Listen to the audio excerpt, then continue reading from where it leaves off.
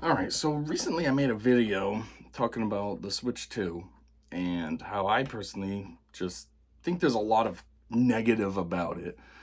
Um, it was originally part of a series that I called the T4Cast, where usually I just talk about any random topic that's on my mind. And by random, it's very random. My T4Casts aren't like a normal podcast or anything where you have like a, you know, kind of current events topic or something. I just think of some random stuff and just talk about it for anywhere between 45 minutes and 2 hours. So that's what this one originally started as. And when I make my T4Casts, more recently, well, not really more recently, as of like episode, let's say 25, they've all been when I'm driving. Before, they used to be, I was driving from my job to a vendor to pick up or drop off parts. And now it's when I'm driving home from work is when I make them. So, for the most part, I'm just driving, I'm holding my phone and just talking to myself for 45 minutes. That's why typically those videos are about 45 minutes, because that's my whole ride home. So, anyways, I say that because the first ones I did, it was actually me just laying here on this couch talking to myself. I used to put the phone right next to my head and just talk. So those could go on for a really long time since I'm just home. Who cares? But anyways, my T4Casts typically do not take off at all. I get like 3 views on average, 3 to 5 views.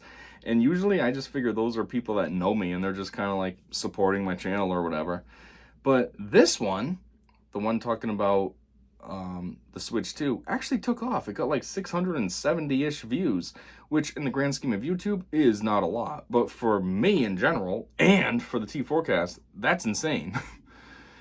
And unfortunately, this video landed on the wrong side of YouTube. I mean, if YouTube had anything similar to like subreddits, this would have landed on like Y, I guess, instead of R. Y, like Nintendo Dickriders or something, because so many of the comments I got were acting like I'm the biggest idiot, and a lot of them were, I don't even know what I'm talking about, and blah blah blah this and blah blah blah that. And so, yeah, I only had about 4 smart comments out of like the, I don't know, 60 or something that the video got. It was ridiculous. One thing I would like to say is the dislikes are disabled for some reason, and somebody even commented on that, and they said something like, oh yeah, this must just be rage bait. And I said, why would this be rage bait? This is just me talking to myself about my opinion on what I think of this system. And he's like, well, you got comments disabled, so that just proves it. And I'm like, that's not my fault. Like, I try to make my videos as open as possible. Like, when you go to upload a video, there's a little section that says comments moderation, and they put it on mild. So there's supposed to be mild comment moderation, and I always turn it off. I say none, and they say, are you sure you want to allow all comments? And I say, yeah, like, that's what this is all about. People can engage. I don't want censoring that I gotta go through and approve or deny. No, just let it happen. As far as enabling or disabling thumbs up and thumbs downs, though, I don't know how to do that if it's something that I can control. I mean, as far as I know, I upload it and then YouTube just has it disabled. I don't want to have my dislikes and stuff disabled. I want it enabled because it helps me gauge metrics, obviously. If I get a video that has tons of dislikes, I mean, I'm sure the comments would help dictate that it probably would have a lot of dislikes, but if it just straight up has a lot of dislikes, it kind of helps to know which way to steer the video. Ooh, they didn't like this, let's not do this anymore. Or maybe try to still do this, but switch it a little. Let's read the comments and see what people thought.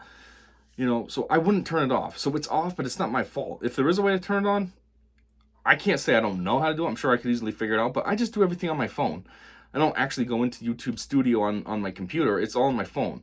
And so what I see on my phone, there's no option to like enable dislikes and stuff. So if it uploads on default as disabled, that's not really my fault. That's a YouTube thing. Anyways, that's a weird, huge side quest. I'm just saying that though, because I'm sure this video will have the same situation. And again, I didn't disable it. It's just default. And I just haven't really looked into it on a computer as to how to enable them. But yeah, it's not that I have a problem with them being on. So anyways, though, before I get too sidetracked, what I wanted to do was I wanted to make this video just as a follow-up. Originally, what I was going to do was just kind of like hate on all the stupid comments I got and break them down why they're stupid and say the points more thoroughly and use examples and stuff from online and all that. But I figured, A, That's a lot of work, and I don't feel like putting in that much effort on something stupid like just a response video. And B, well, let me go back to A. Also a response video that may not get that many views. If it ends up like a normal T4Cast, this won't get a lot of views. So what's the point of putting all that work in for 5 views? And B, I just figured I'm not really trying to like start problems with these people. Like, they're just anonymous idiots. Just, you know, oh, your opinion doesn't match mine. So like, whatever. Be a moron. You wrote your dumb comment and carried on with your life. Like, I'm not gonna like bring it up and just keep dwelling on it. But what I do want to do is just kind of expand on things a little bit more, make it a little more clear what I was thinking. Maybe some of my points were too vague, and that's why somebody thought I was an idiot. So if I can expand on them, and also just address some of the, I guess you could say, allegations. Like, for example, one thing I will come clean on now is there was, in my video, my T4Cast, I said that the Switch 2 is coming with proprietary memory cards, kind of like what Vita did, how they had their goofy little chunky M2s that they released for their system. I thought that was the situation with Switch. It's not.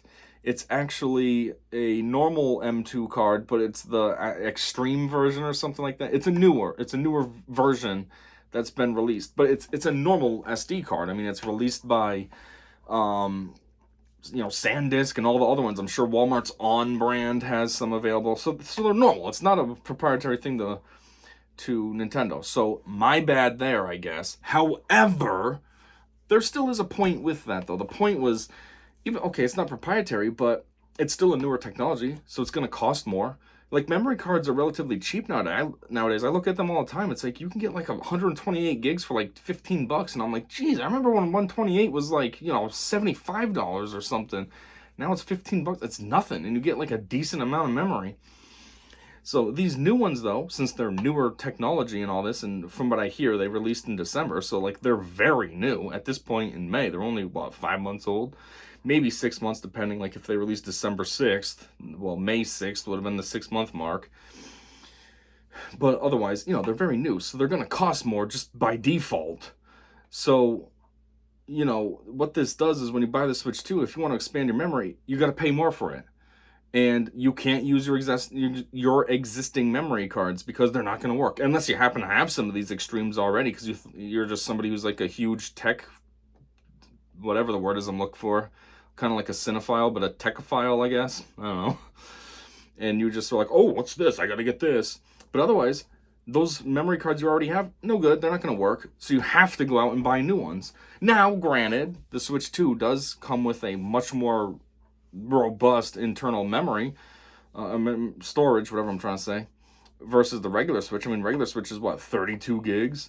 And then you need those expansion cards because 32 gigs fills up easily. Where the new Switch is what, 128? So on the surface, that's good. But it's like, okay, what if the 128 gigs, though, is because the games are bigger, the files are bigger, so you need that extra space. So it's like, what's the trade-off here? You know what I mean? It's kind of like back in the day on PlayStation 1. Your memory cards had 15 blocks, but a game took up a block, typically. Some of them took up more, but for the most part, it was just one block. Whatever the block was, who cares? It took up one block. And then PlayStation 2, kind of the same idea, but a little bit larger. You know, now it started to have megabytes. Ooh, 8 megabytes.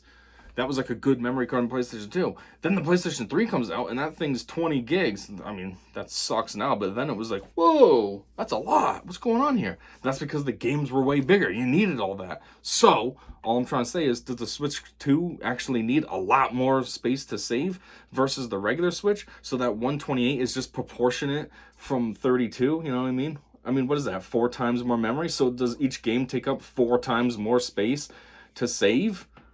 Which means you're 4 times more likely to need to buy these new extreme cards that cost more money.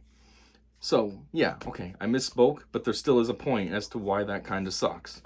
Anyways, I have a little list here, so if I'm looking down, that's all. I'm just trying to remember my points. Okay, said all that.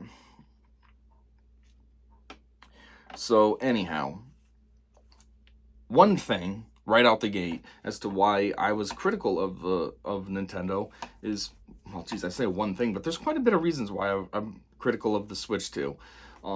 First off, I want to make it very clear that I'm somebody who's been like a lifelong Nintendo fan, okay? I'm a guy in my mid-30s now, and I've been playing Nintendo products since I was like 6 maybe, somewhere in that range, somewhere between 5 and 7. I don't really know when I started, probably more towards 6.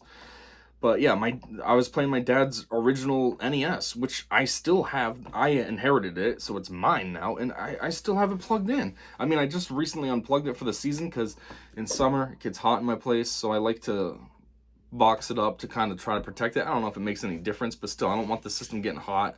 You know, it's not like a system of today where it has internal fans and stuff, or at least I don't think it does. So I don't use it in summer, but in fall it might get re-plugged back in, and you know, I'll be playing it fall, winter, and spring again.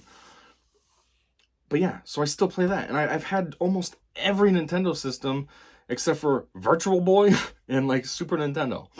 Otherwise, I had a N64, GameCube, Game Boy Advance, Game Boy Advance SP, DS, DS Lite, DSi, 3DS, a Wii, Wii U, Switch now.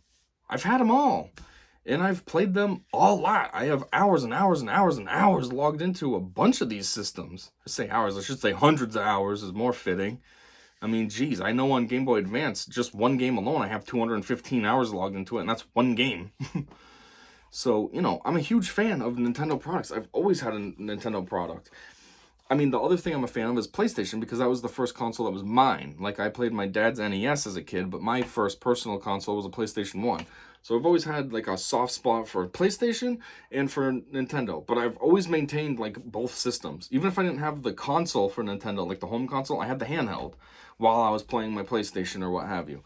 So, you know, being critical of the Switch 2 is somebody who's, like, a fan and kind of wanted to get the Switch 2. But now I'm having second thoughts, like, you know, I don't feel like it's worth my money to be spending on this system when I don't feel like Nintendo is having the fans' best interests in mind. It seems like they have more their best interests for money and all that in mind with minimal effort.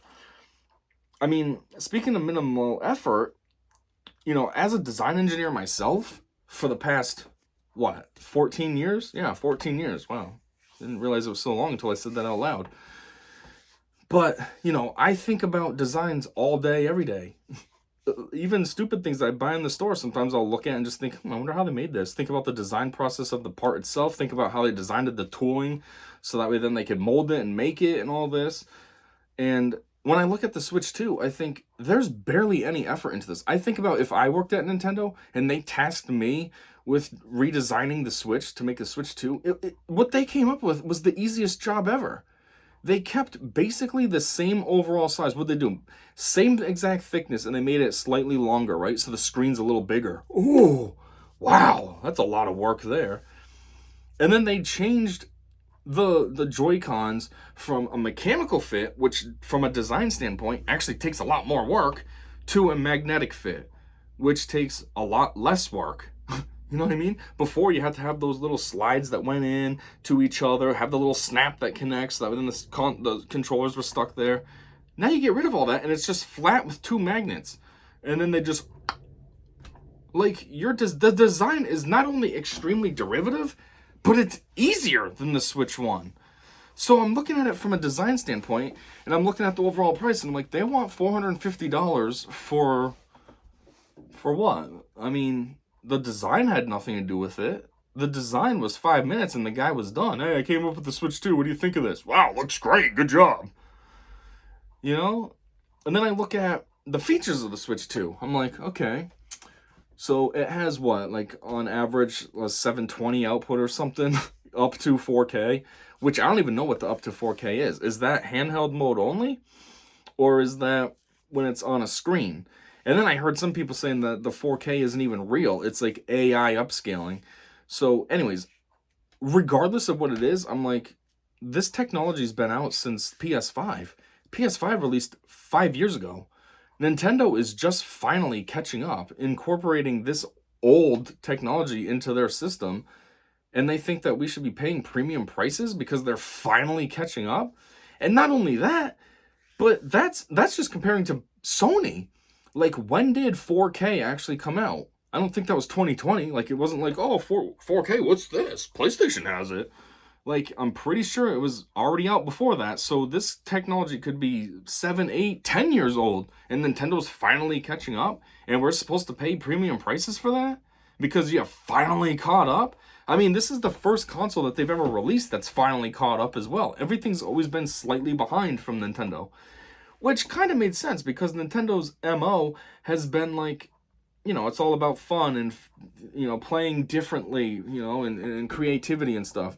So it was like, okay, sure. When 720 was the latest and greatest thing, and, what was it, like days of GameCube? GameCube was only 420 when PS2 and all that was 720 or something like that. Don't get all frustrated in the comments now if I'm wrong. If I'm not mistaken, there was a phase like that where it was slightly behind, but it was fine, because it was like, okay, well, this is like a step forward for Nintendo. They finally have discs. They have cool little proprietary discs. They got a cool controller that everyone loves. It's a nice little cube that's like portable and stuff. So you kind of forgave it, and that's been their thing all along. You've always forgiven that they're behind, because they were more about the games and like a family experience, if you will, like playing multiplayer games like Mario Party with your family and stuff, rather than, oh yeah, I'm a hardcore gamer. Look how sick this game looks on my TV. It's like I'm really there. It feels real. So anyways, though, now that they've caught up, it's like, well, are you trying to use that as the reason that you're going to charge more? Because you put in old technology in your console? I mean, geez, before you know it, 8K is going to be taken off. I mean, they already talk about 8K, but it's more just kind of like a joke, like, yo, okay, 8K. But soon enough, that'll be a thing. And here's Switch 2. Oh, I'm finally 4K. You should pay a lot for me.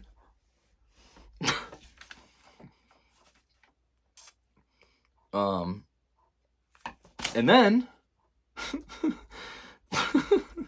I laugh because the next thing I'm going to say is making fun of the name of the console. Switch 2. That is, again, zero effort. I mean, Nintendo has always put effort into their console names. I mean, some of it was kind of dumb, like calling GameCube a GameCube. It's a cube that plays video games. Okay, that's pretty self-explanatory. But at least it was a name, N64. Oh, Nintendo, that's 64-bit. Wii, oh, it's different. It's fun. It's Wii. I mean, Wii U, I don't understand what the naming for that was. That's weird. It's Wii. It's completely different than the regular Wii, but then they slap a U on it, and it's like, okay. And then Switch made sense at the time, because it was like it could switch from handheld to console. And it was like, okay. And they've always kind of had, like, witty names. I think the most wittiest would have been the 3DS. 3DS was super clever. It was like the third DS variety. And it was a 3D capable console. 3DS, third DS, 3DS. Like, it was just a perfect name for the console.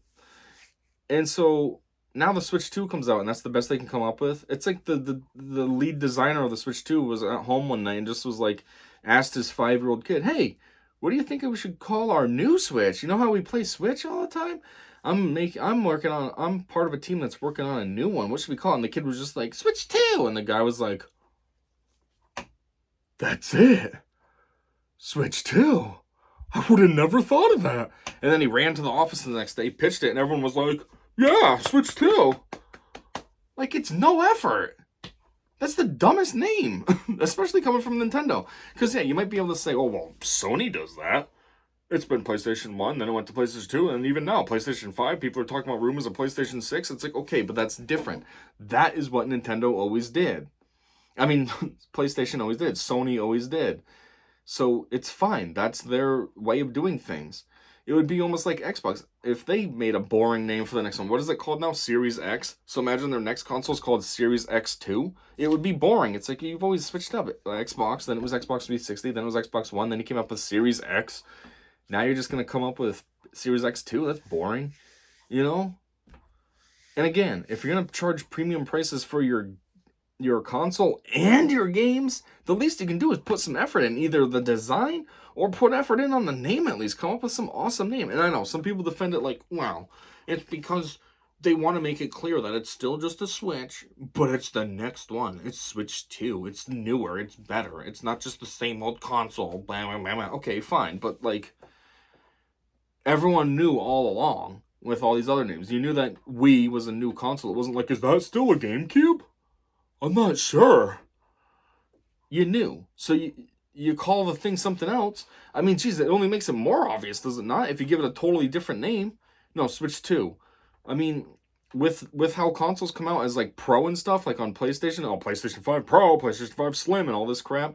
Now it's like, well, is the Switch 2 actually a new console? Or is it like an upgrade to the existing Switch? Like, I'm not saying that as me. I know it's the next console, but say you're somebody that's not fully engaged, like, you know, I don't know, a grandparent or something, and you don't really know. Now you're gonna, you know, well, this thing's Pro. Does that mean that's the next system? The PlayStation 5 Pro? Is that like a PlayStation 6? Or, oh, so is the Switch 2 actually the next system? Or is that just like the PlayStation 5 Pro situation? Where if it had a completely different name, then it's obvious that it's the next system. It's not the same thing, you know? So, that's kind of what I was looking at when I'm looking at these prices. That's what I'm comparing it to, is the price. You want to be lazy and not really change the design and not put much effort in the name? Cool, don't. I mean, it's your product. You don't have to. But at the same time, don't rip us off. Charge us $300 then, just like the current Switch is. Hey, we didn't do much difference to it, so $300. Does that sound fair to you? Yeah, sounds fair to me. Don't ask me for $150 more for no effort. That's ridiculous. You know, that's like when we have a customer that comes to us at my job, and if we need to build tooling for whatever their project is, as long as their volumes are decent enough, we just absorb the tooling. We don't charge the customer. Yeah, we got to build the tooling for them, but we're not going to charge them if they're going to give us a good enough work. You know, if they're going to order like 500,000 pieces and we got to build tooling to do so, okay, that's free for you. So, same idea. If you're going to put no effort into your console, that's fine. But don't expect us to pay more for it. That's ridiculous. Then another thing that I find pretty annoying is how this new system we have to pay $150 more for than the base model. Now, currently, Switch's like premium model is the OLED version, which is $350. So if you even compare it to that, it's still $100 more than their current premium offering, which really, it's the same exact thing as a regular Switch, only it's white, and it has a better screen, which that screen is only valuable on handheld mode. Once you connect to a TV, it's exactly the same. But anyways, this new console that costs more, $100 to $150, depending on what you're comparing to, doesn't even come with an OLED screen. Like, they want premium prices, and they're offering us a baseline model system, though. Which just makes me also annoyed with this console, and why I'm seriously considering not buying it, and I have issues with it and made that last video. Because I'm like, what does this mean? In the future, they're going to release Switch 2 OLED, and then charge $50 more for it, like they did with the regular Switch? And it's like, you know, you could have just you already have the technology. You put the OLED in your current Switches. Moving forward, you should just build on it. You know what I mean? When you go to school and you're learning math just builds upon itself. It doesn't like go to this level of math, then you go to this level of math, then all of a sudden next level of math you're down here, and then the next level of math you're up here. No, it just keeps building. So you have a Switch OLED, you're going to make a Switch 2, put that OLED in the Switch 2. At least give something that you can explain is why it costs so much. No, they're going to do a Switch 2 OLED and charge another $50, who knows, maybe even more. And so now you're going to have a Switch that's going for $500, which is ridiculous. I mean, for something that's marginally better than the current Switch, to pay $500, would you pay $500 for a current Switch? No. I bet you a lot of people don't even pay the $350 for an OLED. You're going to pay $500 because it's a Switch 2. It's a new one. Oh, it's got OLED. Like, come on, don't be dumb.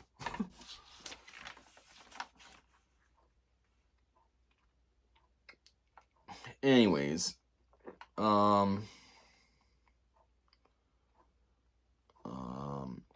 trying to figure out what I'm saying here in this next point. It's called point 3. I feel like it should have been point 2. I don't know. Well, anyways, we'll just start talking about it. So I have something here that says, oh, yeah, okay. So, that's what this point was about. What this video is here actually is a remaster, I guess you could say, of a video I already made. So I already pre-made this video, not pre-made, I already previously made this video, this response video, but it was a little not so good. It was a little heated, and it kind of got a little stupid. It wasn't planned out at all. Like, I didn't have these notes like I have now. I was trying to like do it all off the top of my head, and I didn't like how it came out. I didn't even bother editing it. I had a whole bunch of clips that I recorded, and I just deleted them all. But I did save one portion. It was a little bit of a research I did online, because what it was a lot of people were commenting that Nintendo Switch games are not $90. Well, they're not $90. Nintendo even confirmed that. The most they'll be is 80. Blah, blah, blah, blah, blah. However, there's been a lot of news circulating out there that Switch games would be not, $80 digital and $90 physical.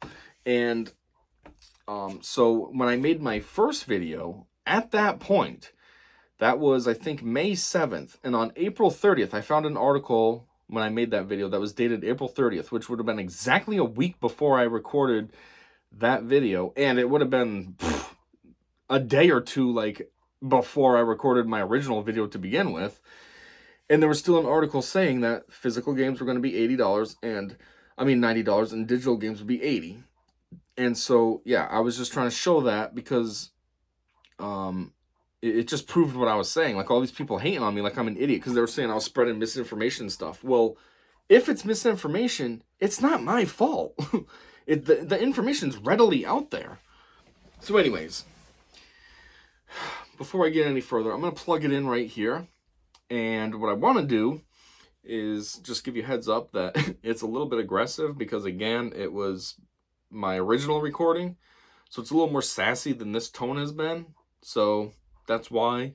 But the overall research still stands, though. So anyways, let's just take a look at it. All right, so I'm going to do this in real time, just so you can see exactly what A, I might have seen, and B, so we can put this to rest. So, to start, sure, let's go to Google. Oh, I'm on Google. Oh, let's see. Nintendo Switch 2 $90 games.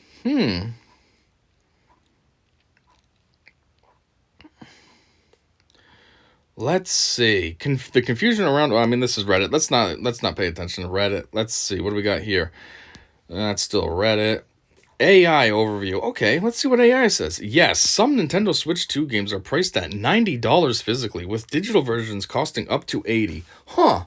I must be spreading misinformation when Google tells me this. Man, me and Google need to stop collaborating to spread misinformation.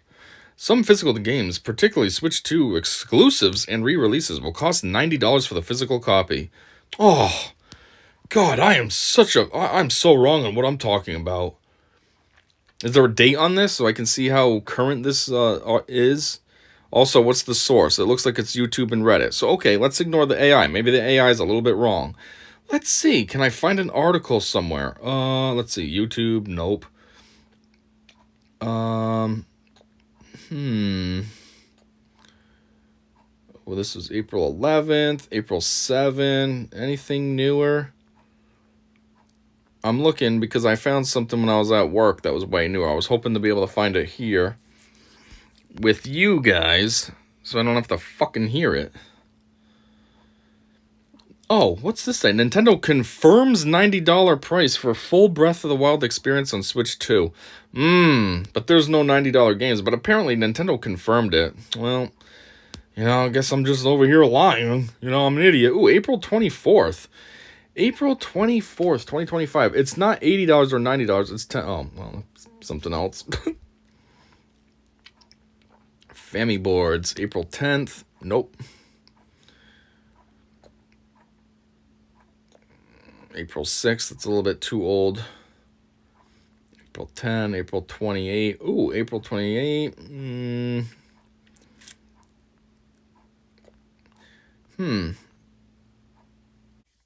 All right, so that was the first portion of my research.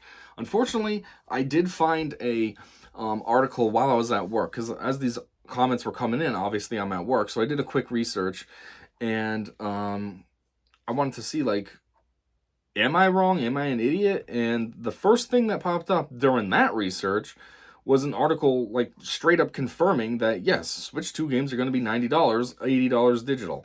So at the time, just in case I couldn't find it later when I made the video, I actually took a picture of it. And so anyways, this next video is of that. It's just, you know, I'm just showing you, hey, this is what I found on Google. So, you know, if the prices aren't what they say they are, it's not my fault.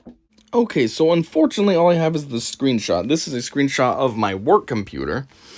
And as you can see at the top, I can zoom in, are Switch 2 games $90. Okay, we got Reddit as the first thing. We're not going to take a look at that, but we can take a look at this.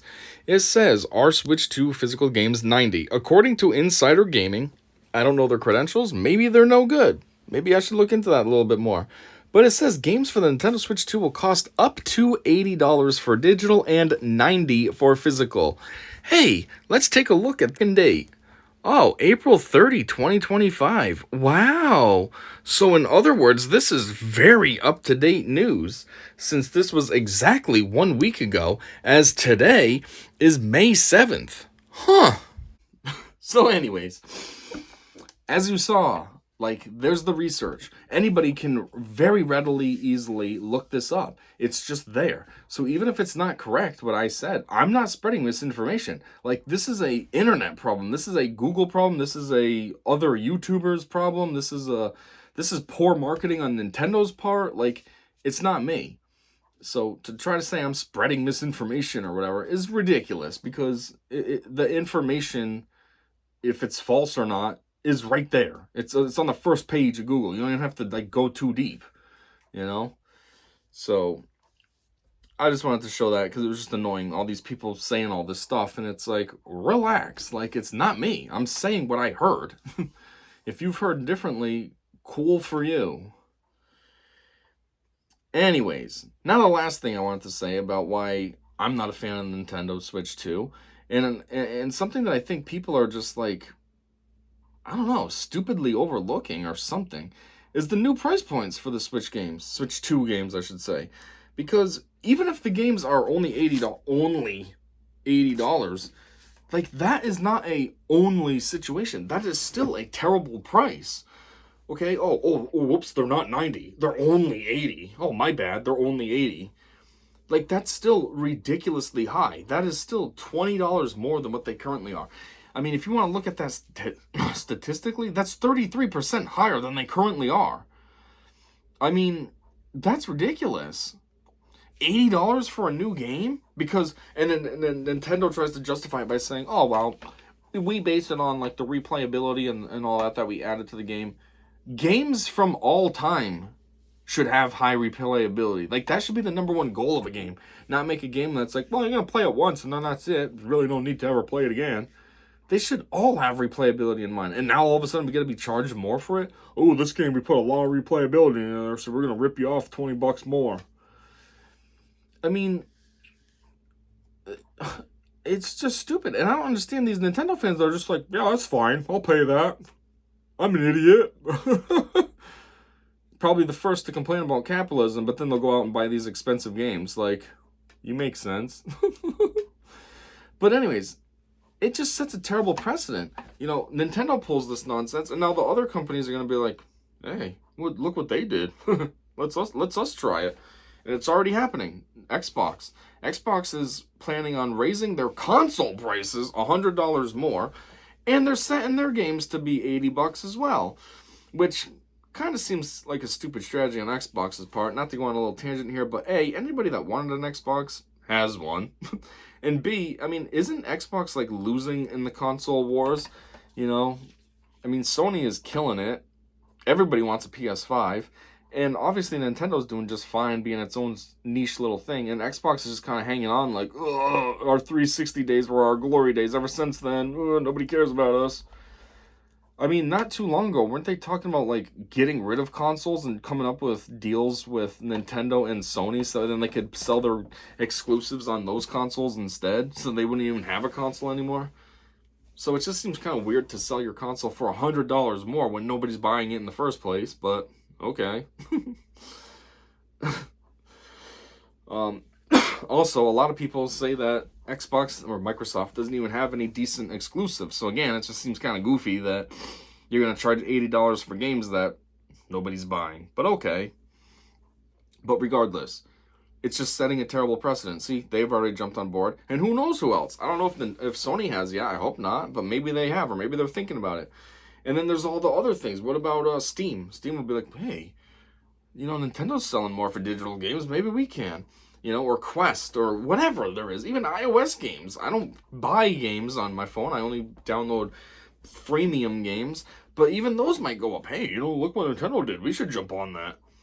And it sets a bad precedent for the gaming industry. And then it becomes the decline of the gaming industry. It starts the death of it. And all these idiots are just like, yep, this is fine. Yep, I'll pay it. Because I'm brain dead. I need to have the latest and greatest game. Duh.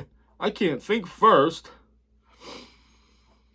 And then a couple other things is I think about, like, what about used games? For me, personally, I buy a lot of used games from GameStop. Now, GameStop, a lot of times their pricing sucks, but their used games are usually like, 5% less? Not even that juicy, but it's something, at least. But now if a game's going for $80 new, 5% less is, $4? I mean, so that puts it at $76 used. Even if it's 10% off, that's still $72 used. I mean, for comparison purposes, it took me forever just to buy Tears of the Kingdom. Because used, that game is $64.99. And I was like, I'm not paying more for a used game than every other game new costs. Every other game's $59.99. I'm going to pay $64.99 for this one used? No, F you. The only reason I have it is because recently, GameStop had a sale, buy two, get one free. And I can't really capitalize on that deal like I used to when games were all pretty cheap, $10 and stuff. But I went and bought a few expensive games with that one. So I bought Tears of the Kingdom, like Mario Odyssey and something else. All games that are always expensive because, Nintendo never reduces their prices, and so GameStop doesn't either. And, so I did that so then it would feel a little better. So overall, if you looked at the price point of what each one would be equivalency of, it was like $38 each. And I'm like, okay, Tears of the Kingdom for $38, not so bad. $65? But $38? Sure. But that's $65. We're talking potential of $76. That's $11 more. I don't want to pay $65 for a used game. I sure don't want to pay $76. Like, that's ridiculous. I try to maximize what I can get. I try to go to GameStop and be able to get like 3 games for $60, 4 games if I can. Not one for $76 plus tax. I mean, geez, after tax, you're looking at what, 78, 50-ish? That's ridiculous.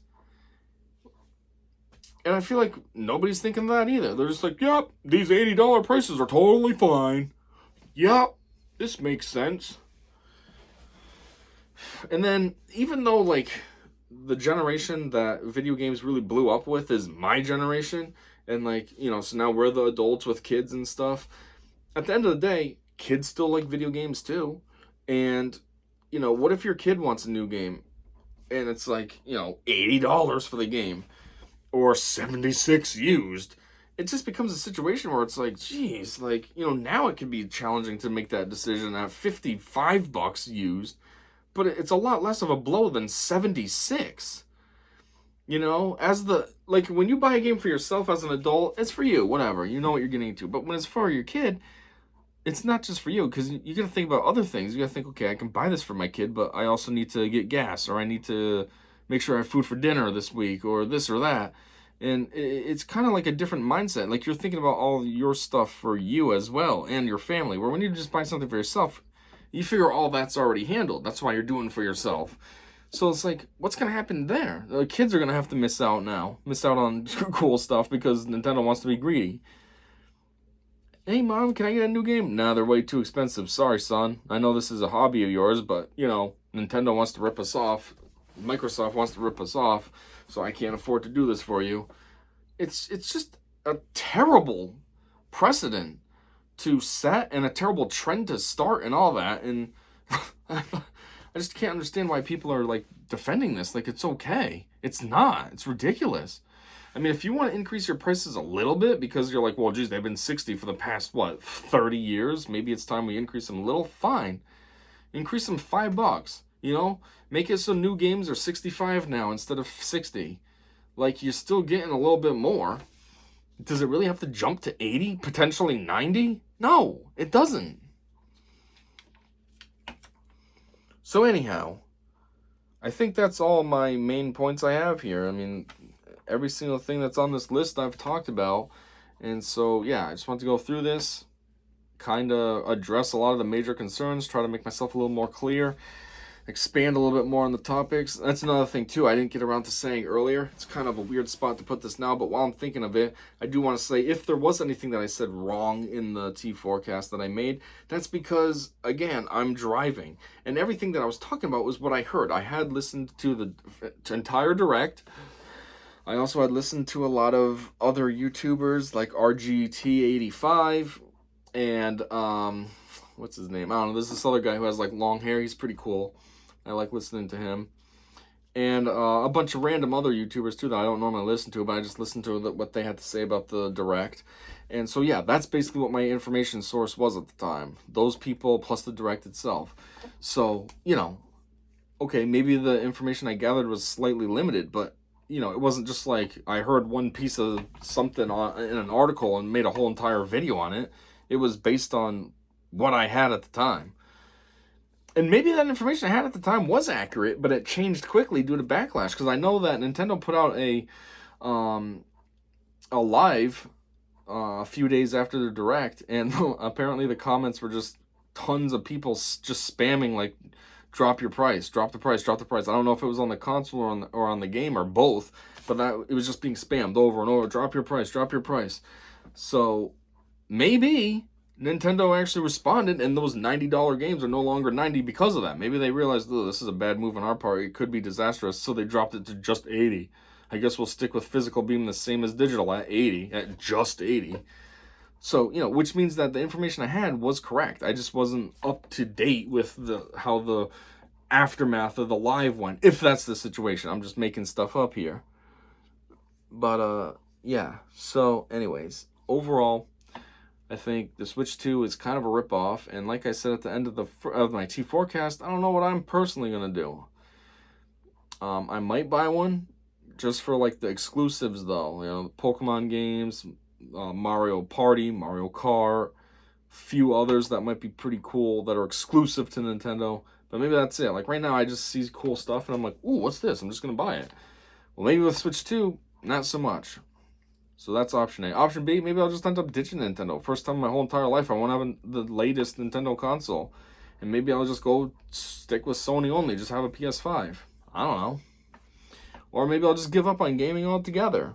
That could be good too. I mean, you know, I am a well-established adult, meaning like I'm not like in my early 20s or something. I'm more pushing 40, so maybe I shouldn't be worrying about video games. Not that I play them.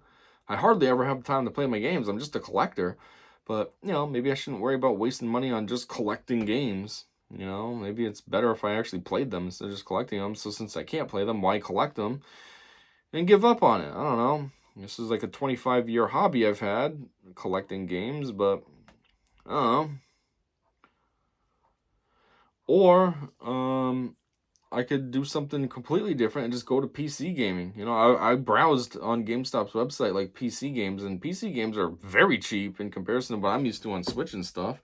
So it could save me a lot of money there. Sure, I'd have to pay a little bit more for the console, but the games are dead cheap, and you can get tons of games. You get everything, basically, except for Nintendo exclusives. But you get all the other games that are on Sony and Xbox, plus you get anything that's exclusive to PC. So that's a good option, too. I don't know. But yeah, so this is just all I got. Just a little bit of an expansion on that video. Just kind of recover things. Tell you what I think a little bit more in detail, do it a little bit more organized, and yeah, guess that's all I got, and until whatever comes next, see you later.